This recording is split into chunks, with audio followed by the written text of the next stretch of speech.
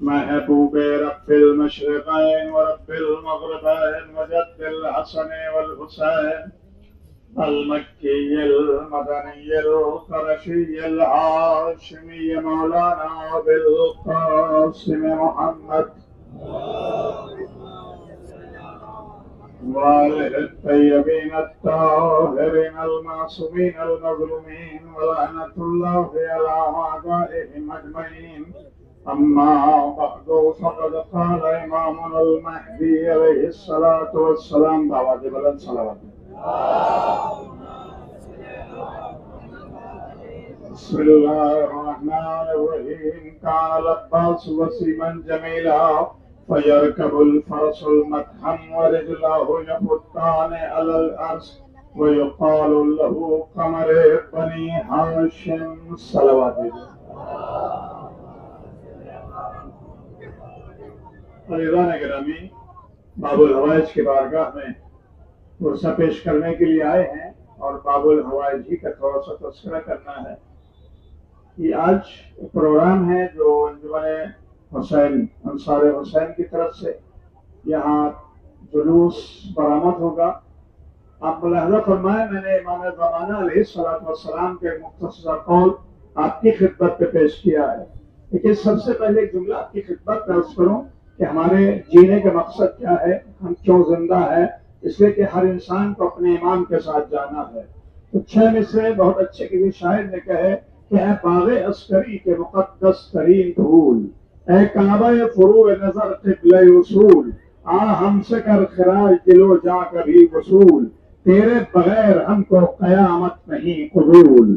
دنیا نہ مال و زر نہ وزارت کے واسطے، ہم جی رہے ہیں تیری زیارت کے واسطے. ہم جی رہے ہیں تیری زیارت کے واسطے، مولا تیرے کرم کی روانی کا واسطہ، نرجس کے لال تیری جوانی کا واسطہ. شاید کہ اپنی موت نہایت قریب ہو، ایک شب تو خواب ہی میں زیارت نصیب ہو. آواز بڑا صلوات دیجیے.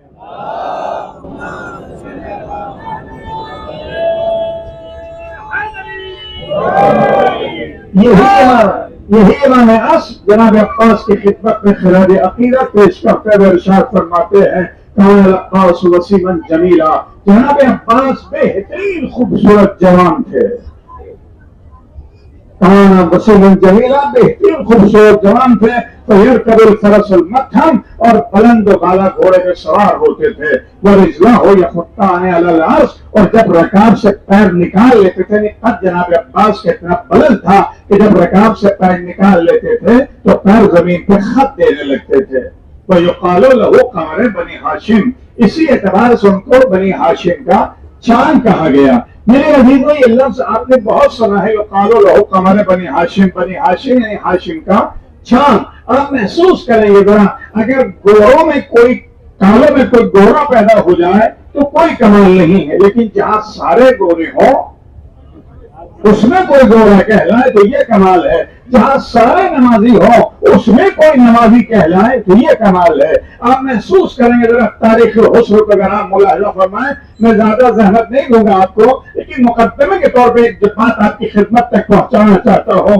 ذرا خبر بنی ہاشم کی عظمت کو پہچان لیں، انشاءاللہ محسوس ہوں گے. جب ہم نے تاریخ حسن کو اٹھا کے دیکھا تو جناب عبد مناف جو قمر بنی ہاشم میں ہیں وہ بھی کون ہے؟ قمر بنی ہاشم یعنی عبد مناف. ان کو کہا گیا قمر پتھا یعنی مکے کا چاند. ملاحظہ فرمائیں گے ذرا، مکے کا چاند. جناب عبداللہ جو رسول اسلام کے والد گرامی ہے ان کو کہا گیا قمر حرم یعنی حرم کا چاند. یعنی حرم میں جتنے بھی مکے میں آس پاس میں جو لوگ ہیں اس کو حرم کہا جاتا ہے، جو خانہ کعبہ کے آس پاس ہے. وہاں ان کو کیا لقب ہے؟ حرم کا چاند. آپ ملاحظہ فرمائے ذرا، حدیث قصہ آپ پڑھتے ہیں، وہاں جملہ ہے نبی کائنات کے متعلق کانہ البدر فی لیلۃ تمامہ و کمالہ. یعنی جب رسول اسلام نے چادر یمانی اوڑھی تو ان کا چہرہ چودھویں کے چاند کی طرح چمک رہا تھا. یعنی یہی چاند ہے. لفظوں کو بدل کے کہو کہ نبی کائنات ہے رسالت کا چاند. اس کے بعد اب ملاحظہ فرمایا قرآن کہتا ہے الشمس وضحاها والقمر اذا تلاها. قسم سورج کی جب وہ چمکتا ہے اور قسم چاند کی جو اس کے پیچھے پیچھے آتا ہے. یہاں قمر سے مراد مولا کائنات علی ابن ابی طالب ہے. یعنی قمر امامت ہے وہ بھی بنی ہاشم میں، توجہ چاہتا ہوں. قمر رسالت ہے وہ بھی بنی ہاشم میں. قمر حرم ہے وہ بھی بنی ہاشم میں. قمر مکہ ہے وہ بھی بنی ہاشم میں. لفظوں کو پھر بدل کے آپ کی خدمت میں عرض کروں کہ جب مکے کے حسن کو سمیٹا تو جناب عبد مناف میں نظر آیا. جب حسن مدینہ کو سمیٹا، مکے حرم کے حسن کو سمیٹا تو وہ جناب عبداللہ میں نظر آیا. اور جب پوری رسالتوں کے حسن کو سمیٹا تو حبیب کائنات میں نظر آیا. جب امامتوں کے حسن کو سمیٹا تو وہ مولا کائنات میں نظر آیا. لیکن یہ چاروں حسن سمٹ کے جب ایک منظر پہ آتے ہیں تو اس کو کہا گیا قمر بنی ہاشم. بنی ہاشم کا چاند. یعنی لفظوں کو بدل کے اگر یوں عرض کرو کہ مکے کا حسن وہ بھی جناب عباس میں ہے، حرم کا حسن وہ بھی جناب عباس میں ہے، رسالتوں کا حسن وہ بھی جناب عباس میں ہے، اور قمر کا حسن وہ بھی جناب عباس میں ہے. صلوات دیجیے محمد والے. تو آپ اس اعتبار سے ذرا محسوس کریں وہ جس کو کہا گیا قمر بنی ہاشم، بنی ہاشم کا چاند ہے. ایسی سقائے حرم کہتے ہیں. کون ایسے انسان ہے جس نے سقائی نہیں کی ہے؟ جناب مولا کائنات نے سقائی کی ہے، جناب عبداللہ نے سقائی کی ہے، جناب ابو طالب نے سقائی کی ہے، جناب عبد المطلب نے سقائی کی ہے. لیکن مشہور کون ہوا؟ جناب عباس. یعنی ان سبقوں میں سب سے اہم سقہ اگر کوئی ہے تو وہ ہے جناب عباس. اسی طرح سب حسینوں میں سب سے زیادہ اگر کوئی حسین ہے تو وہ ہے جناب عباس، جس کے لیے کہا گیا قمر بنی ہاشم. اور یہ تو امام زمانہ نے کہا ہے. میں تفصیل میں نہیں جانا چاہتا، ورنہ جنگ صفین کو جو اٹھا کے آپ دیکھیں جب مولا کائنات میں جناب عباس کو بھیجا ہے صفین میں لڑنے کے لیے اور دنیا گھبرا رہی تھی، فوج گھبرا رہی تھی کہ یہ علی آ گئے ہیں، علی آ گئے ہیں. وہاں بھی کون مولا کائنات پہنچے اور چہرے سے نقاب ہٹا کے کہا تھا ہاذا قمر بنی ہاشم. یہ بالی نہیں ہے بلکہ بنی ہاشم کا چاند ہے. یعنی جناب عباس ہیں جن کا قد اتنا بلند و بالا ہو وہی عباس. آپ محسوس کریں گے ذرا مسائل کے لحاظ سے. آپ زیادہ زحمت نہیں دینا چاہتا. جو اتنا حسین رہا ہو، اتنا خوبصورت رہا ہو کہ بہنوں کی ڈھارس ہو، بھائیوں کی ڈھارس ہو، وہی عباس 8 محرم کو جب کربلا شروع کے دن کربلا میں حسین کے پاس آتا ہے. آنے کے بعد کہتے ہیں مجھے مرنے کے دے دو. حسین کہتے ہیں عباس تم تو لشکر کے علمبردار ہو، میں کیسے تمہیں مرنے کی اجازت دے دوں؟ ایک تمام عباس کہتے آقا وہ لشکر کہاں رہا جس کا میں علمبردار تھا. ہاں جا کے بچوں کے لیے پانی کا انتظام کرو. جناب سکینہ مشق لے کے آ جاتی ہے. حسین نے مشق عباس کے حوالے کی اور وہ علم جس پہ لکھا ہوا تھا نصر من اللہ وفتح قریب، حسین نے اس کو قلم رکھی اور لکھا انا للہ وانا الیہ راجعون. جناب زینب کی نظر پڑ گئی، بیویوں کو بلایا کہ بیویوں میں نے تم سے وعدہ کیا تھا کہ میں تمہارے پردے کی ضامن ہوں، لیکن میرا عباس جا رہا ہے، اب میں اپنے جملے واپس لے رہی ہوں. کیسے پہچانا کہ وہ علم جس پہ لکھا ہوا تھا نصر من اللہ وفتح قریب، حسین نے اس کو قلم پر کیا ہے اور لکھا ہے انا للہ وانا الیہ راجعون.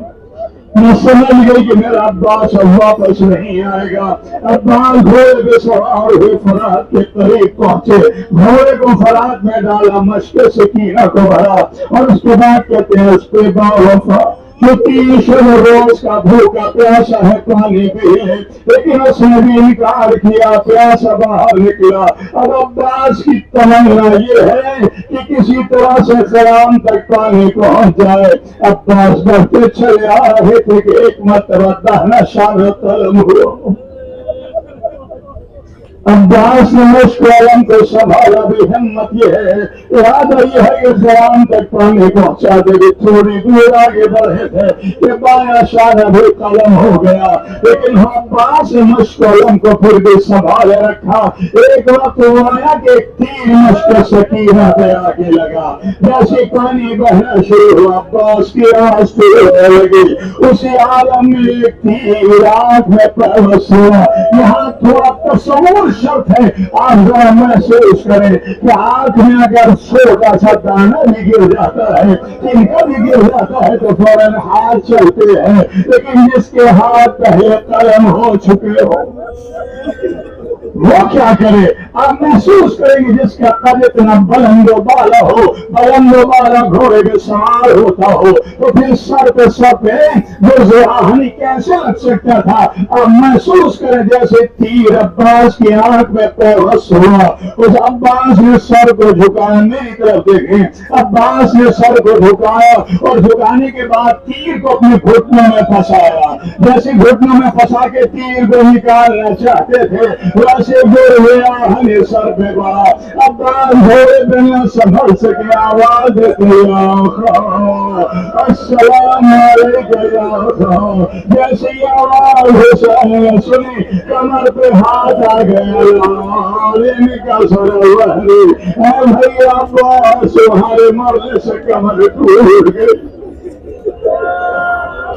हुसैन कमर पे हाथ रखे हुए चले, करबला की तरफ चले, खेमे से निकल के। तारीख कहती है कि कुछ जगह झुके, पहली जगह जब दाहिना शाना उठाया तब झुके, फिर दूसरे मरतबा बायां शाना उठाया तब झुके, तीसरे मरतबा अब्बास के करीब जाके झुके। अब्बास, ऐ मेरे भैया अब्बास, दुनिया से जा रहे हो, कोई तमन्ना हो तो बयान करो। कहा था मेरी तमन्ना है, मेरे आशिक को खेमे में नहीं जाना। कहा क्यों? कैसे बच्चों से पानी का वादा करके आया था, पानी न पहुंचा सका। कहा भैया दूसरी कोई तमन्ना हो? कहा एक तमन्ना और है कि जब पैदा हुआ था तो आपका दीदार किया था, अब दुनिया से जा रहा हूँ तो आपका दीदार करना चाहता हूँ। कहा दीदार कर लो। कहा एक आंख में तीर है, एक आंख में खून। हुसैन ने खून को साफ किया, तीर को निकाला। कहा भैया दीदार कर लो। जैसे दीदार किया उसके बाद हुसैन कहते हैं अब्बास, ऐ मेरे भैया अब्बास, मेरी भी एक तमन्ना है। आका बताएं कि अब तक तुमने मुझे आका ही आका कहा है। ये भाई की मोहब्बत आप देखें जरा, अब तक तुमने मुझे आका ही आका कहा है, एक बार मुझे भाई कह दो। अब्बास कहते अम्मा ने मना किया है कि भाई न कहना। कहा अगर अम्मा इजाजत दे दे, कहा अगर अम्मा इजाजत दे दे तो मैं भाई कह दूंगा। हुसैन के तेरा जन्नत की तरफ देखो। अब जब अब्बास ने जन्नतुल बकी की तरफ देखा, तमाम ज़मीनें पस हुई। उम्मुल बनीन सामने आई, कहा अम्मा, मेरे अम्मा, मेरा भैया हुसैन कहता है कि एक मरतबा मुझे भाई कह लो। आवाज़ उम्मुल बनीन आई, मेरे लाल अब्बास, अब भाई तो कहना, लेकिन भाई कहने के बाद जिंदा न रहना। भाई कहना, लेकिन भाई कहने के बाद जिंदा न रहना।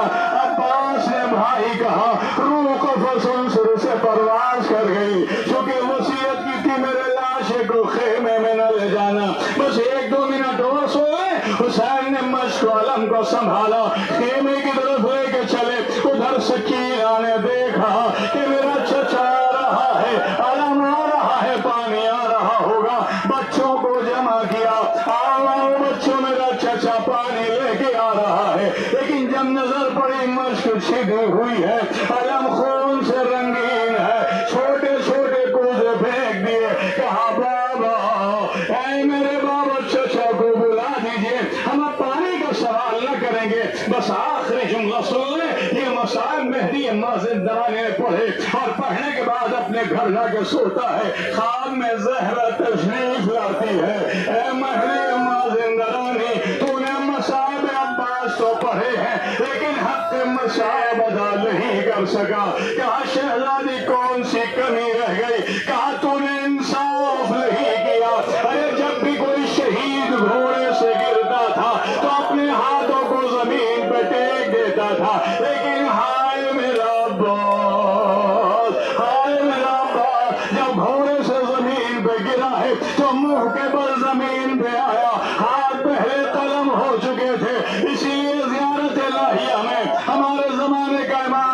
सलाम हो मेरे जद मजलूम अब्बास पर कि जो घोड़े से मुंह के बल जमीन पे आए, और दूसरा सलाम मेरा सलाम हमारी जद मजलूम ज़ैनब पर कि जिसने ऊंट से गिराया तो मुंह के बल जमीन पे गिराया, इसलिए कि हाथ पहले कलम हो चुके थे।